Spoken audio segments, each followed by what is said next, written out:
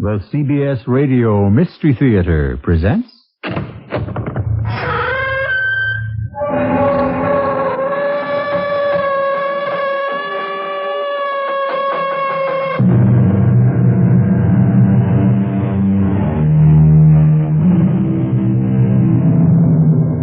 in. Welcome. I'm E.G. Marshall, and this is the doorway to a world of mysterious entertainment. Actually, of course, your ear is the doorway, that marvelous sensitive organ that turns sound into pictures inside your head. But for some, the sightless people of this world, the ear is even more important and more sensitive. The blind can learn to do astonishing things and to cope with many situations. But can a sightless man stand up against someone who has not only eyes and ears, but a gun? That's the challenge facing Joe Traeger, ex-cop, whose desire for revenge may be stronger than his common sense.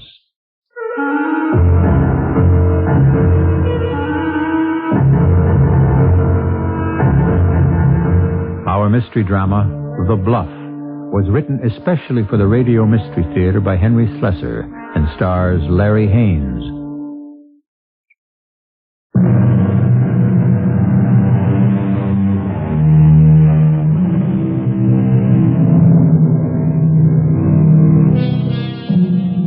Richard Pearson, known to his friends as Rick. At the moment, however, Rick doesn't have many friends, only clients. He's a private detective specializing in steady, if unglamorous, corporate cases, with an occasional divorce action thrown in for spice. There are days when Rick Pearson regrets ever leaving the police force for private work. And perhaps it was pure nostalgia that led him to the front door of a small white house in Sausalito. Yes? Hello, I'm looking for Joe Traeger. He lives here, doesn't he? Yes, he lives here. He's my father. Oh, no kidding.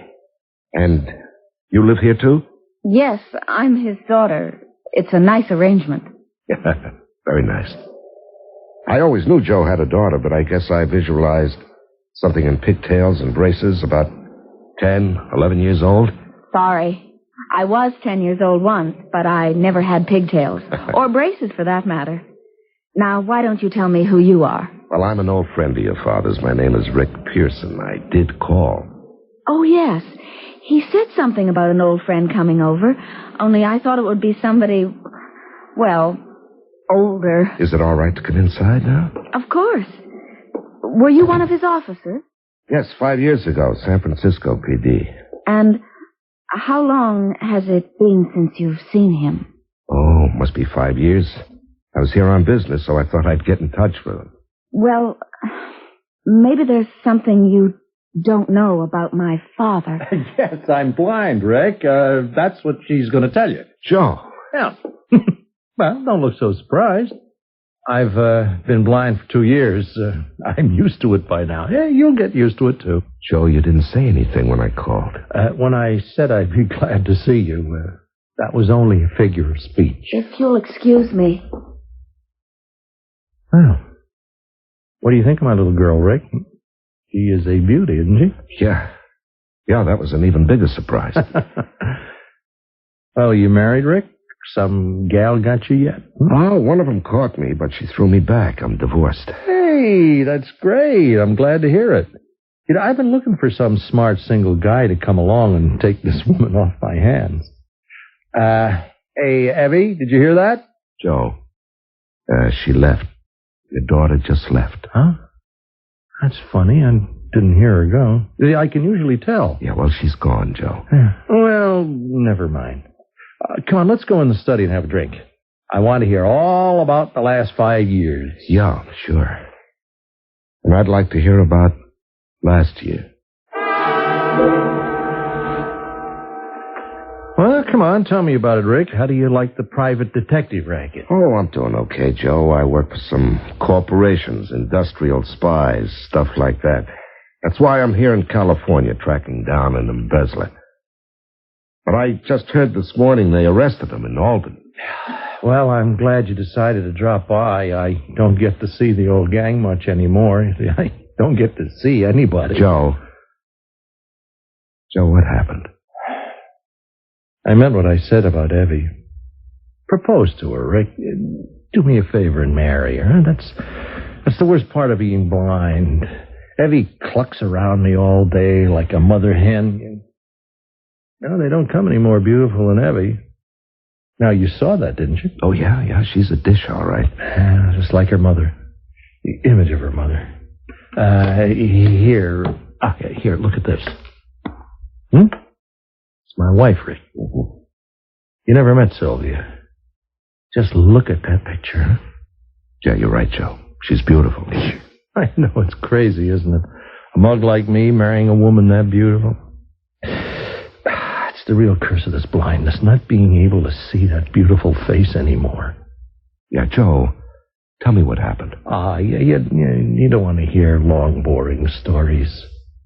Here, hand me those darts over there, okay? Darts? Yeah, on the desk. And why don't you sit down, Rick? Make yourself comfortable.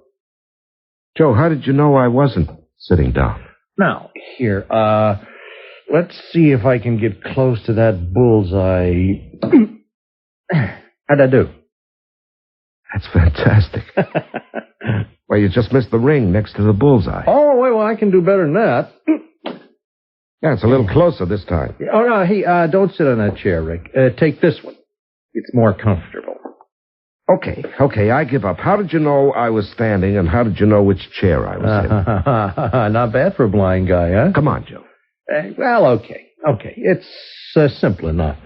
I knew you were standing because I could hear the floor creaking where you were at.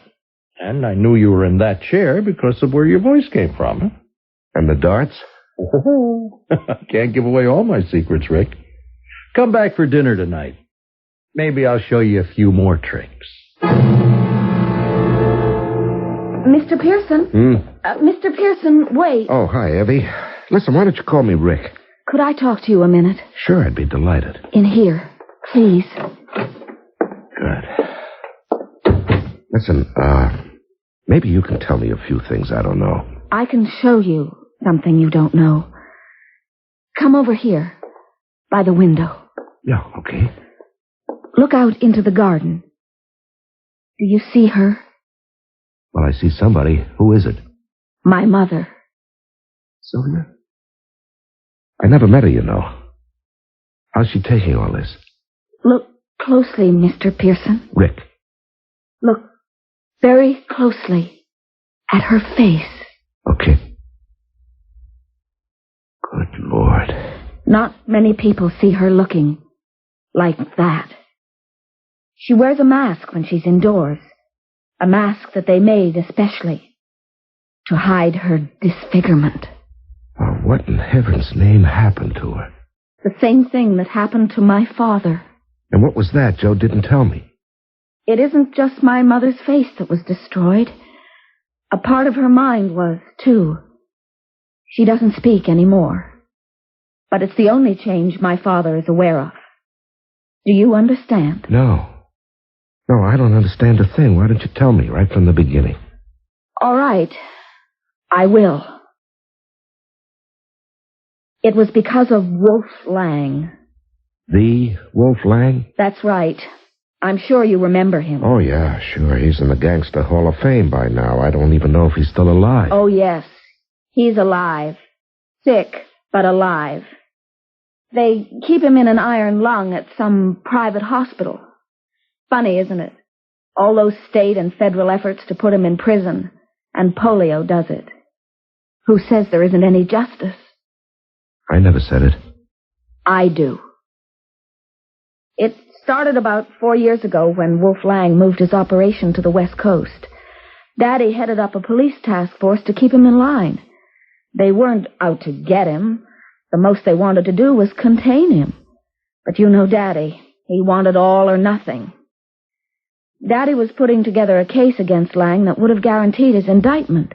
He kept very quiet about it, of course, but not quiet enough, in my opinion. He told one cop too many. And what happened? It was a night in June. A beautiful spring night. Daddy was in the study when the doorbell rang. I'll get it,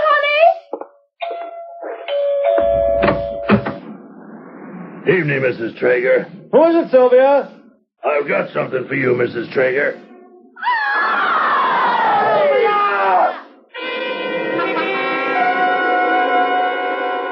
Daddy rushed out into the hallway when he heard Mother scream. She was holding her face in both hands. The body was twisted with pain, and the man who threw the acid was still in the doorway, almost as if he was enjoying watching her. He had a glass in his hand.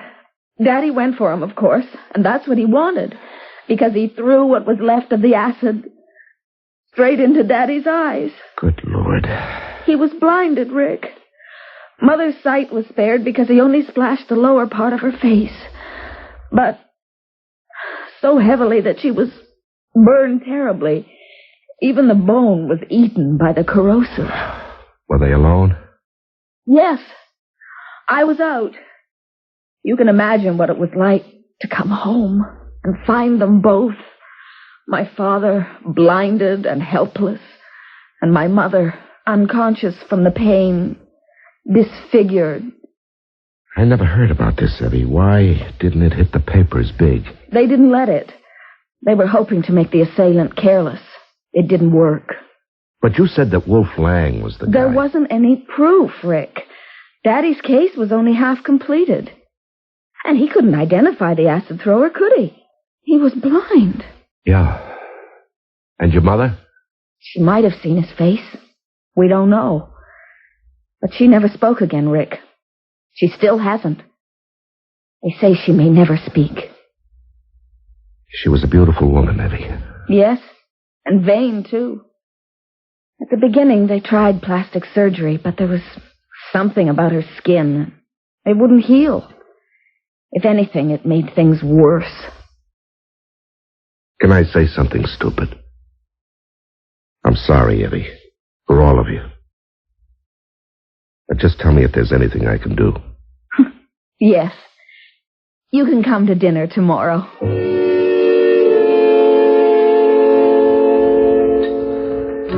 I still don't understand, Daddy. Who is this man you saw this morning? It wasn't a man. It was a doctor. Not feeling well, Joe? No. Never felt better in my life. Then why the doctor? Yeah, who took you there? Oh, a young cop named Turk Waddell. He used to work for me in the good old days, just like you. As a matter of fact, the doctor is an uncle of his. You know, he's a really brilliant eye surgeon. Eye surgeon? Well, what the heck, Evie? I've seen a dozen eye doctors already. I might as well see one more, huh? Well, I figured, what could it hurt? Yes, I suppose so. Joe? Did this doctor have anything interesting to say? Oh, yes. Yes, very interesting. He said I could see again. What? Joe, are you serious? Well, that's just what I said to him. Are you serious, Doc? You think you can give me my eyes back? And he said, sure, no problem. Daddy, I just can't believe this. Every doctor you saw said it was impossible, that the retina was destroyed. Oh, forget what those clowns said, Evie. Now I found me a man who knows what he's doing, and what he's doing is operating on me next week. The week after, it depends upon his schedule. Oh, Joe, this is incredible. It's terrific. Oh. It's just fantastic. I've got to speak to this doctor. You stay out of it, Evie. This is my deal, and I'll take care of it. As a matter of fact, maybe Rick here can help me. Me? How? Yeah. I've got one more appointment with a doctor tomorrow, and Turk is on duty. Hey, how about picking me up and delivering me there? Sure, Joe. It's a date.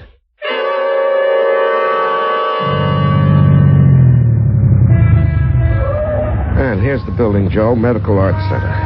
Now, look, why don't I park here and take you right upstairs, huh? No. Forget it, Rick. I'm not going in there. What? I don't have an appointment, Rick. The truth is, I don't have a doctor. Joe, what's this all about? What was all that talk at dinner last night? That was for Evie's benefit. What I said last night, that's what I want Evie to believe. In fact, I want the whole world to believe it, Rick. But I need one guy who knows the truth. What truth? That it was a lie, Rick. There's no doctor, no operation, and no hope for me ever seeing again. Is this your idea of a... Oh, wait a minute. Wait a minute now. I'm beginning to see. You're trying to fool Wolf Lang. Yes, that is almost the bullseye, Rick. I don't expect to trap Lang himself with this trick. Lang is too busy breathing.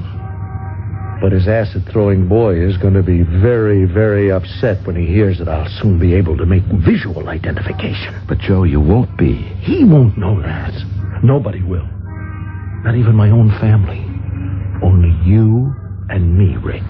Now, look, Joe. I'm going to send the news out to all the papers and the TV reporters. And how I'm looking forward to the opportunity of seeing a mug book and identifying the guy who threw that stuff at me and my wife. And you know what he'll do, don't you, Joe? He'll try to knock you over before the operation. Yeah, he probably will. You think you can trap this guy by setting yourself up as a target, huh? A game of blind man's bluff, huh? That's the game, Rick. And I don't intend to lose.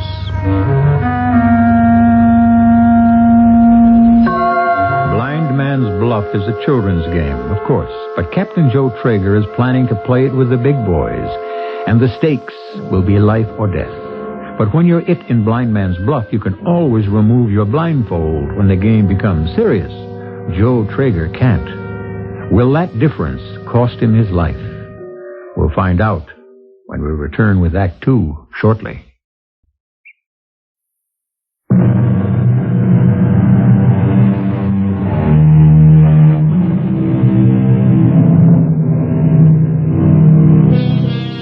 Now, Private Detective Rick Pearson knows why the carpets were removed from all the floors in the little White House in Sausalito.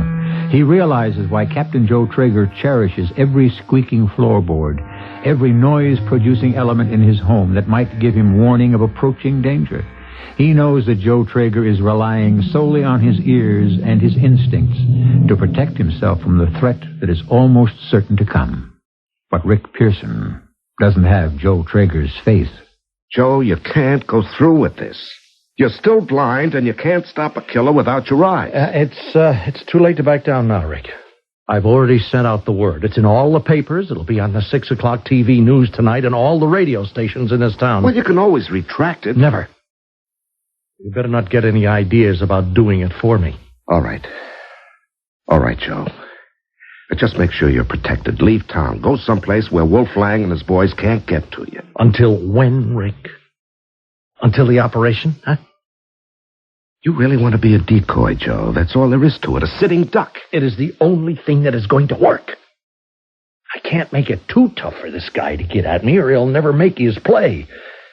But I have got to handle this my way, Rick. Joe, you won't have a chance. He'll get to you one way or another. A long-distance rifle. I'll stick to the house. He'll have to come in after me, and he will. Maybe in disguise, a messenger or a repairman, something like that. Now, he's going to try, Rick. Don't worry. And when he does, I will nail him. We'll nail him. We? Well, you're a private eye now, right? Your services are for hire, aren't they? Yeah, I'm for hire. Okay, then. You got a job.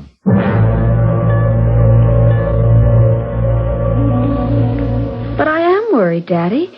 Didn't you hear that man on the news program? He said that the local police were concerned about possible danger to you. Oh, now, relax, Evie. They're, just trying to sell newspapers. It was television, Joe. Okay, they were trying to sell soap or used cars or something. But there is nothing to worry about. Now, for one thing, well, you know where Wolf Lang is. But the man who threw the acid, he isn't in an iron lung. He's out there walking the street. Oh, and you think I should get protection, huh? See? Well, okay. I got it. That's why Rick is here. What? I've hired him. He is going to stay with us, Evie. So, fix up the guest room and find out what he likes for breakfast.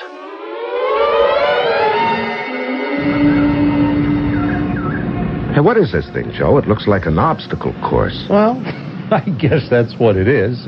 My backyard obstacle, of course. The boys down the station house built it for me. Well, what's it for? Well, I told you that I went to school for the blind. Well, this is my postgraduate course now. Okay, watch. Oh, be careful, Joe. Don't worry. Now, you're going to walk right into that wall. I said don't worry. Because I'm going to stop right here. Okay, where am I, Rick? That's pretty good. Your nose is 6 inches away from that thing. Another step, you would have had a broken nose. Well, it's really something, Rick. How you can actually sense things in front of you. You know, you start feeling the vibrations from solid objects. Yeah, it's amazing, all right. My instructor at school said he never saw anybody learn to use that cane as fast as I did. I can stop right at any curb. I can tell you which way the traffic is going and when the light changes. Yeah, good for you. You know, see, you learn to hear things differently. Now, most people can't tell, where sound is coming from. A bell rings to the left, so they turn to the right.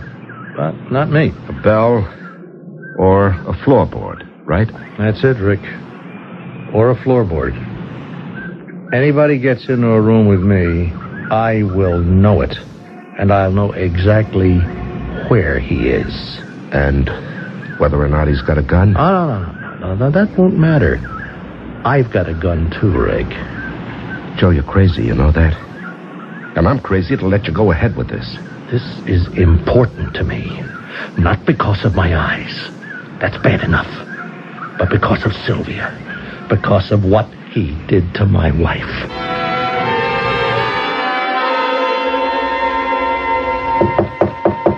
Come in. Is it all right? You weren't about to go to bed? No. I was just reading. I just want to talk to you a minute about Daddy. That's all we ever talk about, isn't it? It's been almost 2 weeks now since Dad made the announcement about the operation. Yeah, that's right. But he never goes to see that doctor anymore. Why, Rick? Well, the doctor's busy. You see, that's why there's all this delay. I'd feel so much better if I could see this doctor, talk to him. Evie, you have to be prepared for, well, you see, these things don't come with money-back guarantees. You think the operation may fail? Well, I think you have to be ready for that. But Daddy's so sure. Well, you know your father. He's an optimist if I ever met one. The only thing that ever depressed him was what happened to my mother. Yeah, and how about you, Evie? How are your spirits? I do my best. You're kind of buried in this house, though, aren't you? You don't have any life of your own. Now you sound like Daddy. Well, maybe Daddy's right. I mean, you're one heck of a beautiful girl, Evie. I'll bet there are 40 dozen guys out there who'd like to do something about that. No, there aren't.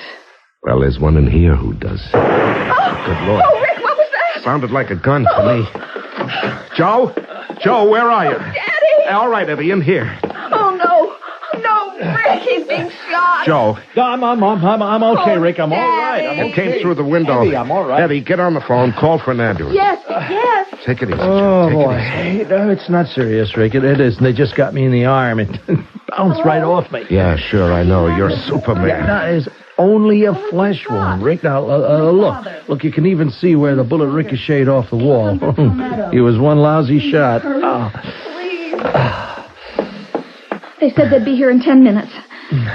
Daddy, you're in pain. I made a tourniquet for him.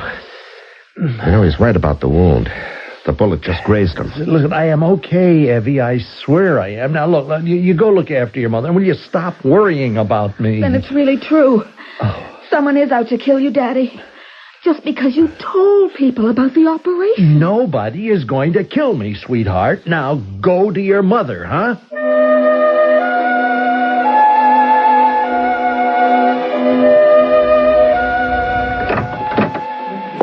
Want company, Joe? Yeah, come in, Rick. Everybody's left downstairs, but I heard something about the bullet they dug out of the wall. It Yeah? What about it? was a .38 slug, Joe. Oh, not a long-distance rifle, huh? Well, you were wrong about that, Rick. Well, I hope I'm wrong about my next theory. What's that? That bullet Could have come from a police special. Oh, now you have got crooked cops on the brain, Rick. Look, Wolf Lang didn't have that many friends. So will you stop guessing? No, I'm only making one guess, Joe, that if you keep up this hoax, you're going to get killed. Rick, please. I don't care what you have to do to get him to listen to reason. Evie, I've tried. He's the stubbornest man in the world. He'll be the deadest man soon. You know that hoodlum is trying to get him. Maybe not. Maybe if he failed the first time, he won't... Do you know what I think? I think Daddy wants him to try again. Now, that is silly. I really believe it. I think that Daddy would like him to come round again and maybe get caught the next time. He wants that man so much, Rick. He hates him for what he did. Well, Evie, we can't blame him for that. But there's nothing he can do about the man. The advantage is all his. Yeah, I know. That's what I've told your father. If only he could be taken into protective custody until the operation.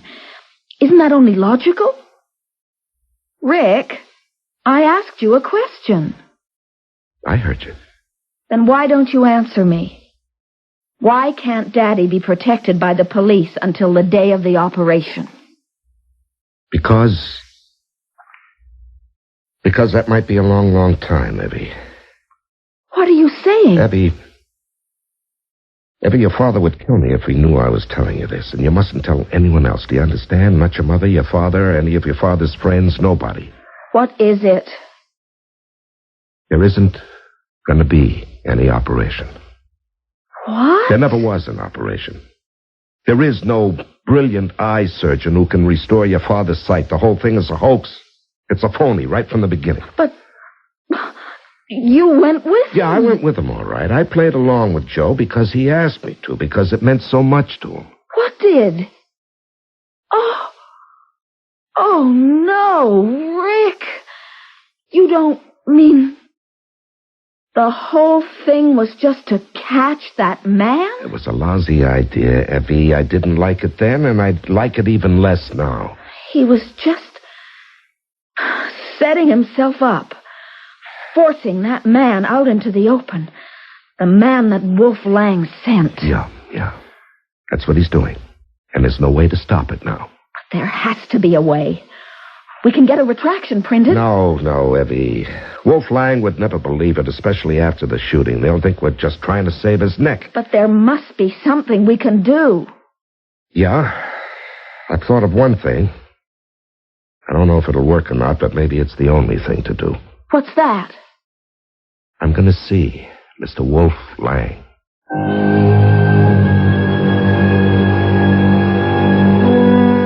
Rick Pearson has a tough job on his hands. He must convince a man who has to breathe mechanically to let another man go on breathing. But will Wolf Lang be sympathetic? Will he believe that Joe Traeger's lie is actually a lie? Or has Joe Traeger started something that can only be stopped by tragedy? We'll find out when we return to Act 3.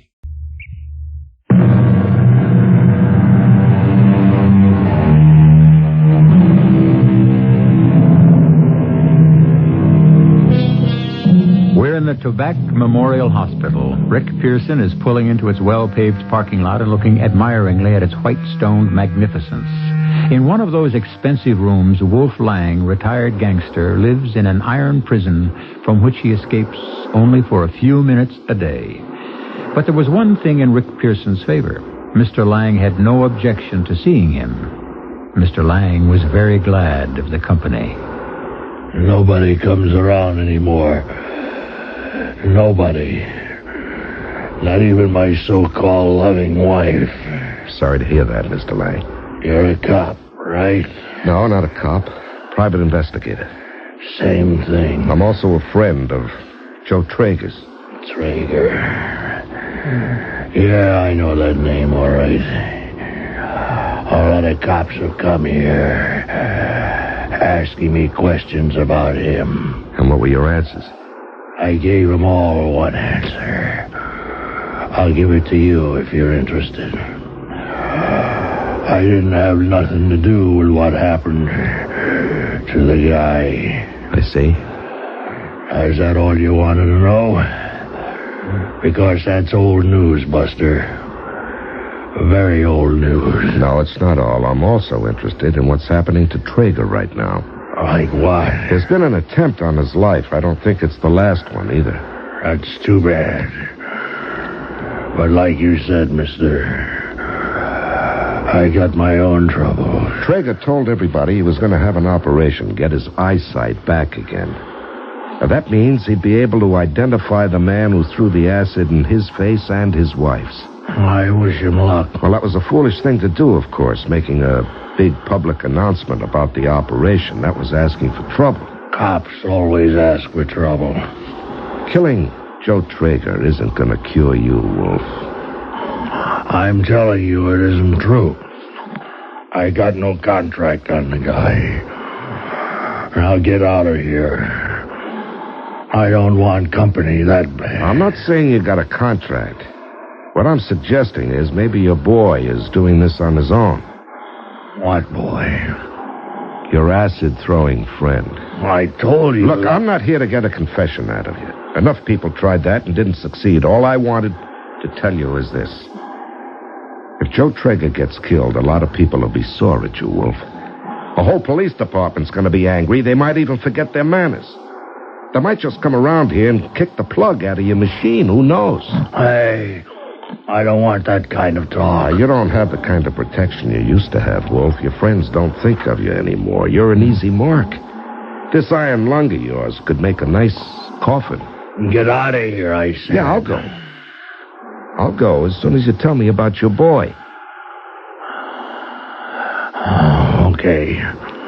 His name was Jake, something like that. I didn't send him with that acid. It was his own idea. He thought he'd be doing me a favor, that I'd be grateful. I threw the punk out on his ears. You ask anybody. All right. What happened to him then? Who knows? Last I heard of Jake, he was picked up on a narcotics rap. Go ask the cops. All right. I will. And thanks, Wolf. I'm telling you the truth, Pearson. I never sent that kid to Traeger's store. If I'd wanted to stop Traeger, I'd have done something final. Yeah, sure, Wolf. I hope you find that punk.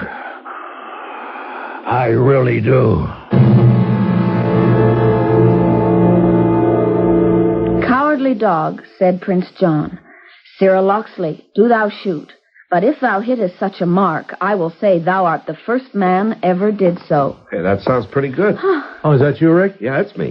What's going on here? I'm reading Ivanhoe to Daddy. Yeah, it's about all those nights, Rick. You know, they weren't that much different from the cops. I don't see the resemblance. Except they were pretty thick in the head, too. Joe, I've got to talk to you.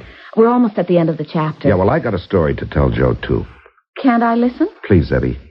Just give me 10 minutes, huh? Go on, Evie, will you? That's the way these private eyes are. You know, they like privacy. All right. But if it's anything I should know, I want to hear it. Okay, close the door on your way out. Okay, Rick. Well, what's up? You look pretty grim. How would you know? Oh, you sound grim, so I figured you looked it, too.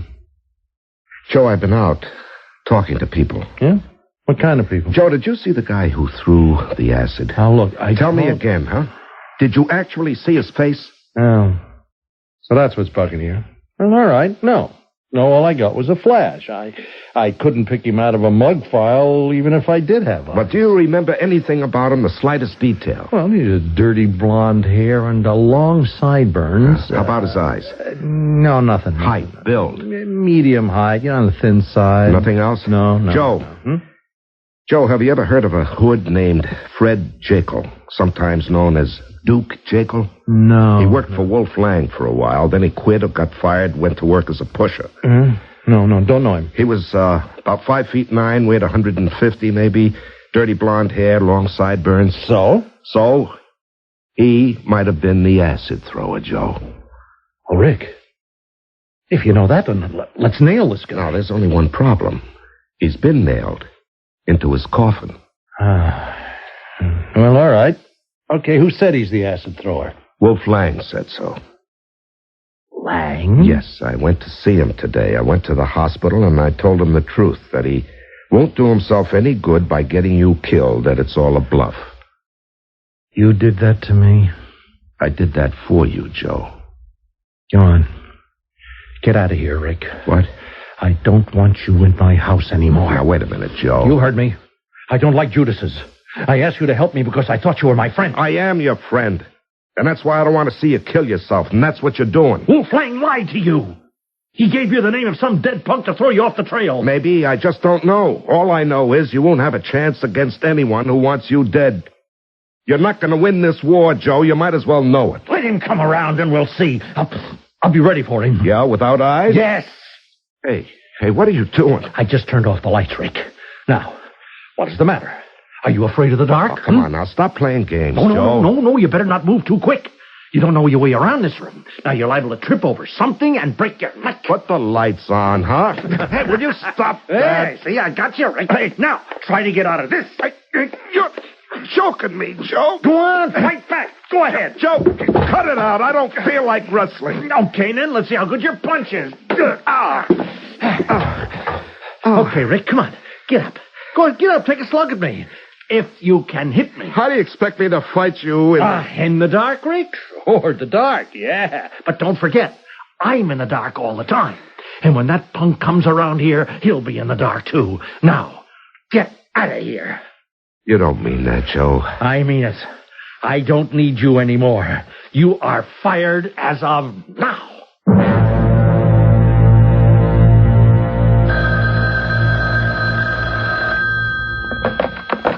Hello? Rick, it's Evie. Oh.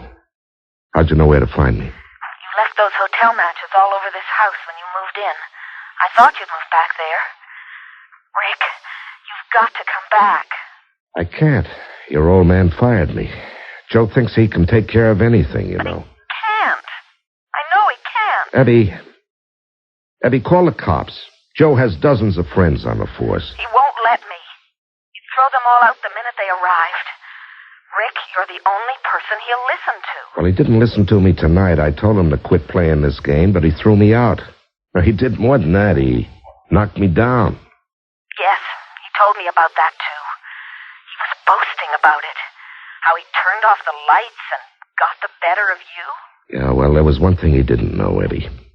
When I was on the floor, I lit one of those matches.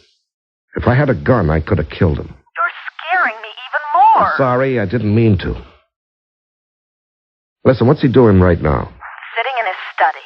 Just sitting there with a rifle on his lap. Yeah. He really thinks something is going to happen tonight, huh? He said something about Wolf Lang making a move. Because of your visit to the hospital. All right, Eddie. I'm coming back.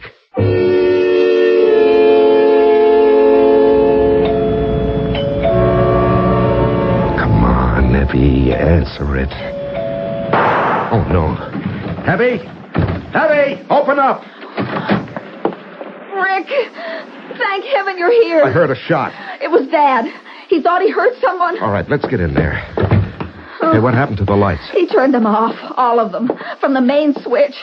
I've got a flashlight. Evie, is that you? Yes, Dad. And me, Joe. What the devil are you doing here? Just a social call, Joe. No charge. He's in the house, Rick. Now listen, I heard him moving around in the cellar and I went after him. I took a shot, but I didn't get him. All right, let me go look. I can take care of this myself. Abby, give me the flashlight. Oh, what was that? Kitchen door. Every door in this house slams different. Joe, for Pete's sake, will you stay where you are? If he's in here, he is mine. Let me go first, please, huh? Daddy, let him. Let him. Just be careful, Rick. Okay, friend. If you're in there, I just want you to know I've got more than a flashlight. I've got a gun. Hold it. Don't move. Hold it, I said. Hey! Good Lord. Mrs. Traeger. Now, will you stop? Now, look, I don't want to hurt you. I thought... Now, wait a minute. Mrs. Traeger, please. Now, Mrs. Traeger, put the gun down. Rick? Stand back, Abby. Daddy went to turn the lights on. Abby, it's your mother. Mother? you were in bed asleep. Rick, what's going on? She has a gun, Evie. That's a .38 police special she's got there. Mother, please, put the gun down. There go the lights. Mother, what's the matter? Will you be careful, Evie? It's Daddy's gun. She must have taken it from his closet. She must have heard the noise and been frightened. No, Evie. I'm afraid it's more than that. What? What's going on here?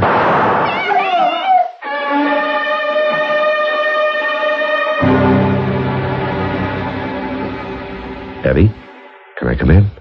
Yes, Rick. You all right? Yes.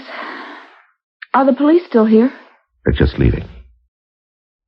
Evie, nothing's going to happen to your mother. Thank heaven she didn't hurt Daddy again. That was because of you, Rick. Because you saved him. No. All I did was push him. Besides, I had to earn that fee he paid me. I still can't accept what happened. That Mother was the one who tried to kill him. Well, you see, Evie, she believed your father's story, too. She believed he was going to have that operation and get his sight back. And that meant that he would have seen her. And in her mind, she would rather have had him dead. I heard him tell her the truth. I heard him say he'd never be able to see her face. That he'd just have to remember how beautiful she was.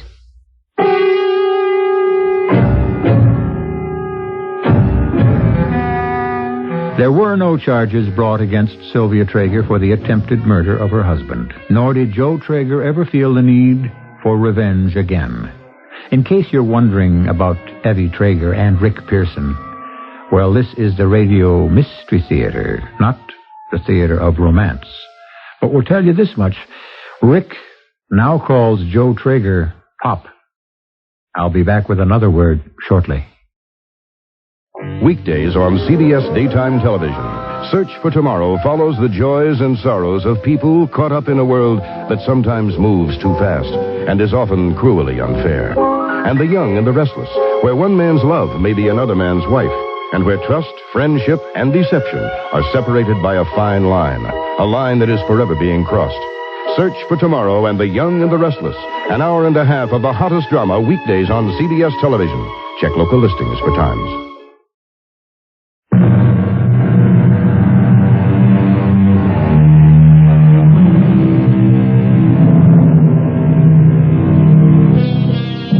It was revenge that motivated the life of Joe Traeger during the years of his suffering. But he learned a lesson we could all take to heart, that revenge is just a way of keeping our wounds from healing. And he learned something else, too. As some wise man once said, living well is the best revenge. Joe Traeger is living well now. He's accepting what has to be accepted, finding the contentment that many people with all five senses intact never learn. Especially if they lack that sixth sense, the sense of humor. Our cast included Larry Haynes, Earl Hammond, and Roberta Maxwell. The entire production was under the direction of Hyman Brown. This is E.G. Marshall inviting you to return to our Mystery Theater for another adventure in the macabre. Until next time, pleasant dreams.